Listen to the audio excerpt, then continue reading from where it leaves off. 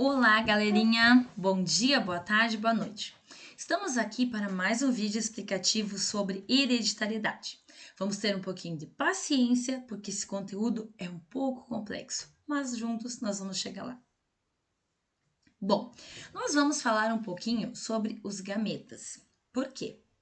Porque são os gametas que transmitem as características, ou seja, eles são responsáveis por trazer para nós as características dos nossos pais, a cor dos olhos, a cor da pele, a cor do cabelo, se o cabelo vai ser liso, vai ser crespo, se os olhos vão ser azuis, vão ser pretos, tá? Então, os gametas, eles vêm das gônadas. Temos as gônadas masculinas, que são os testículos, e as gônadas femininas, que são os ovários, tá? Então, tem um processo que é chamado gametogênese, que é onde é produzido esses gametas. Não vamos nos deter a isso. Então, primeiro a gente tem que saber o seguinte, que essas gônadas, elas são células do nosso corpo e elas contêm 46 cromossomos. Todas as células do nosso corpo contêm 46 cromossomos. A célula da minha pele, a célula do meu cabelo, qualquer célula do meu corpo vai ter 46 cromossomos. Porém, os gametas são as únicas células que são chamadas células reprodutoras, tá? E elas possuem apenas 23 cromossomos. Mas por quê? Por que elas possuem a metade das características? Por quê? Porque esse gameta, ele provém do pai e o outro gameta provém da mãe.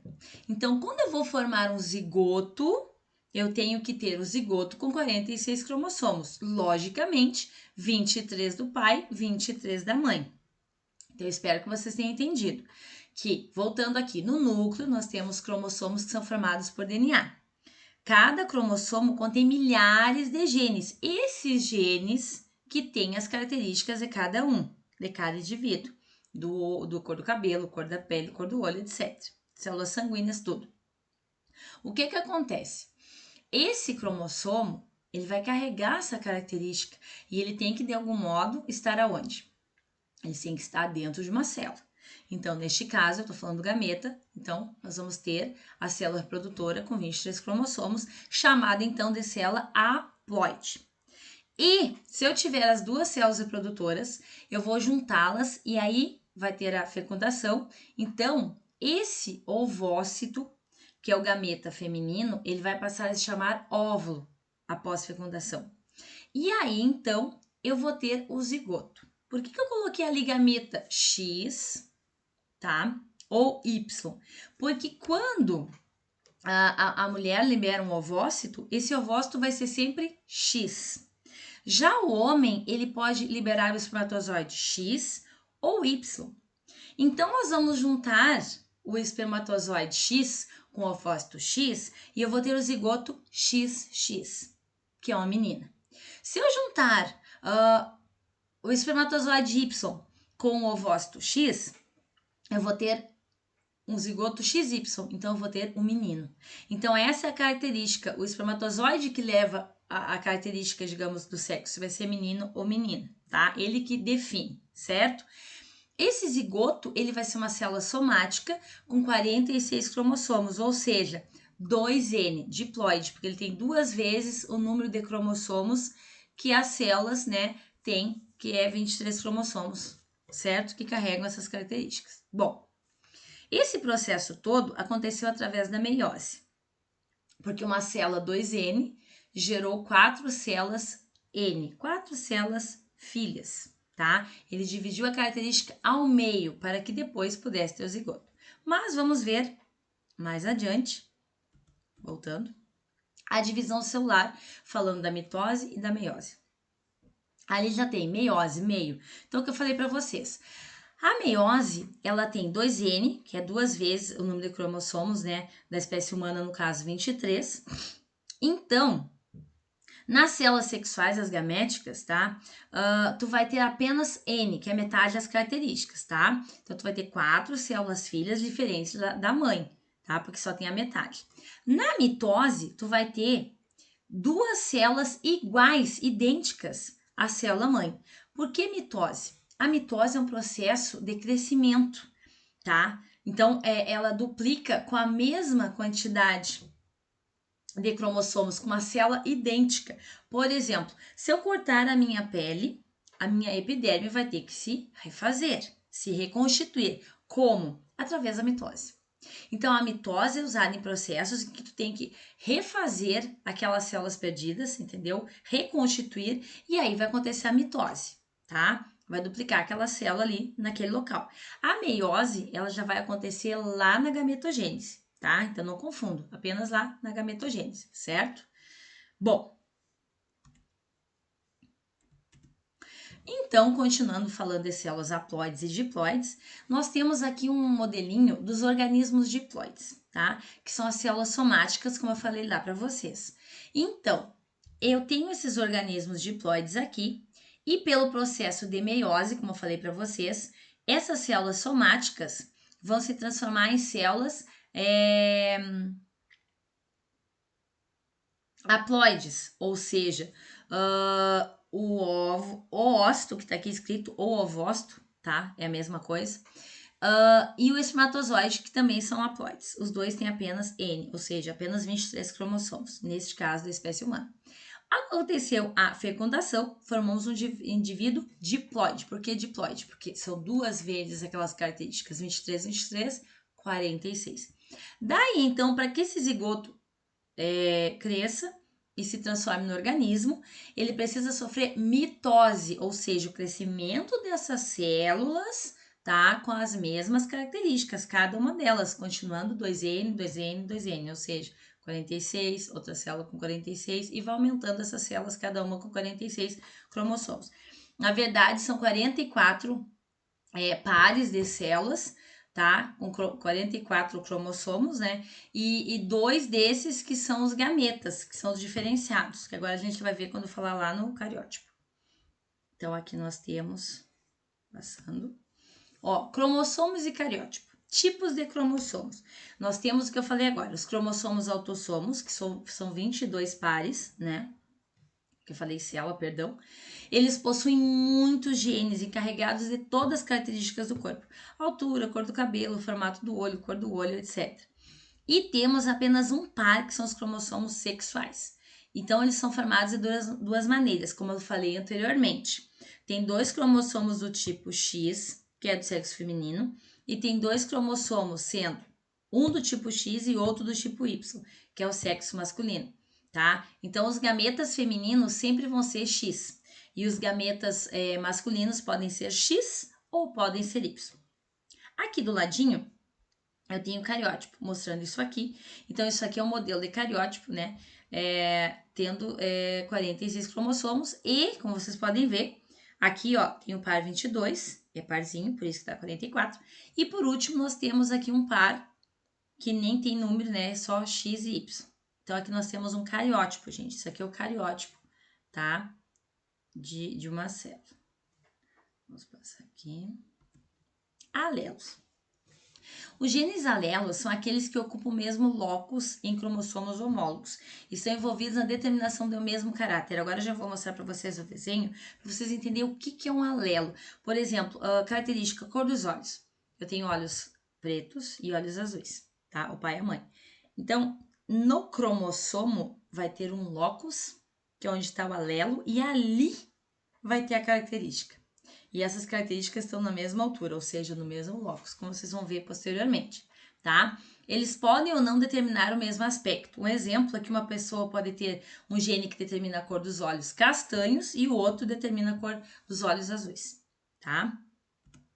Aqui, ó, então vocês têm aqui, ó, um alelo, né?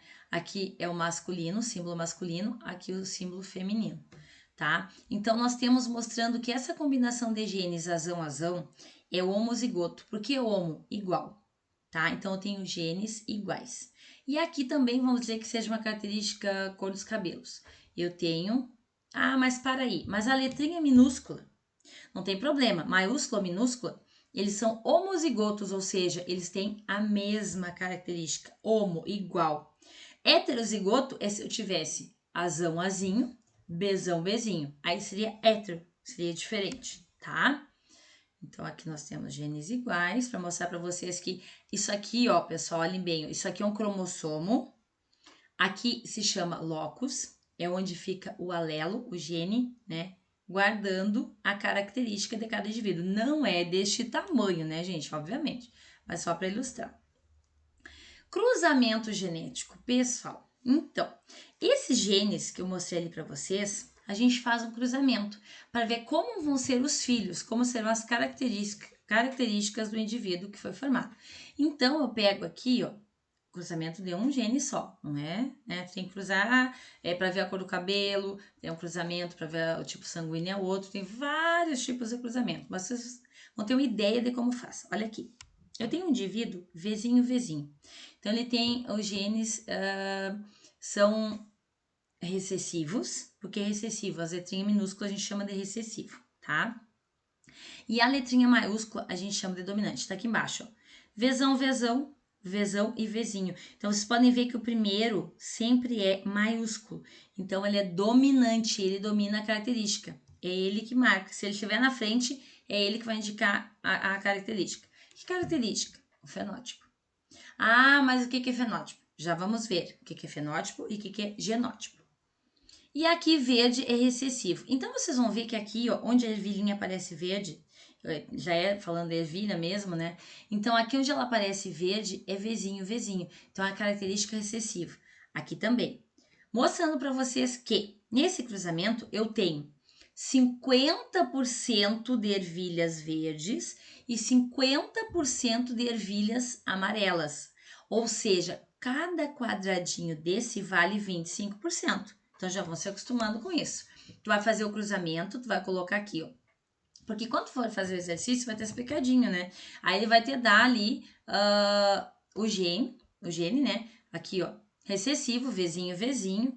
E o outro era Vzinho, que tem que ser Vzinho, por quê? Porque eu tenho aqui, ó, Vzinho. Então, esse aqui é Vzinho também. Senão teria os dois Vzão aqui, eu sempre teria o Vzão na frente. Porque eu vou cruzar assim, olha aqui. Eu cruzo este com este. Então, Vzinho. Mas o Vzão vai sempre na frente. Vzinho. Vzinho com Vzinho. Vzinho. Aí vou para o outro. Cruzo de baixo com lá de cima. Vzinho. Aí coloco aqui embaixo. Vzinho. Cruzo de baixo, Vzinho com aquele lá. Vzinho. Coloco aqui embaixo, Vzinho. Então, eu tenho 50% de ervilhas verdes, que é a característica recessiva, e 50% de ervilhas amarelas, ok? Espero que tenha entendido. Aqui é o heredograma. Aqui já eu fiz aquele cruzamento que eu expliquei anteriormente para vocês e coloquei os resultados. Mas o que é isso aqui? Esse quadradinho aqui, gente, ele está representando o sexo masculino. Então, aqui nós temos um casal, tá? Nós temos um homem que carrega um gene. Vamos dizer que isso aqui seja uma característica para cor da pele, tá? Então, ele tem aqui a cor da pele, né? Só que aqui nós estamos tratando também quando eles estão achuriados, seria uma doença, na verdade. Então são indivíduos afetados, não dá para falar que seria cor de pele. Pode ser uma doença, por exemplo, um pigmento, um problema de pigmento na pele. Isso, tá? Então, nós temos aqui uma mulher, azinho. Nós vamos ter que fazer esse cruzamento. Então, eu vou ter azão, azinho. Eu cruzo esse primeiro com aqueles dois. Depois eu cruzo esse aqui. Azinho. Como vocês podem ver, eu vou ter 50% de azinho, que seriam indivíduos que poderiam ser portadores desse problema de pigmentação, vamos dizer, e mais 50% que não seriam portadores. Mas como eles tiveram 3 filhos, ó, esses aqui são os filhos, ó. Eu tenho um homem azinho, que é recessivo, a característica recessiva. Então, se eu perguntar, esse problema aqui é dominante ou recessivo essa doença? É dominante, porque tá aqui o azão. E só quando tem o azão, olha para vocês verem, só quando tem o azão na frente, que é o dominante, que a doença aparece. Então, é a doença dominante, tá? Aqui eu tenho o homem, a mulher, e aqui eu tenho o homem que saiu com o problema, tá? Aqui eu tenho outro casal, tá? Não esqueça, esse aqui é o homem, esse aqui é a mulher. Aí o que acontece? Eles tiveram 2 filhos.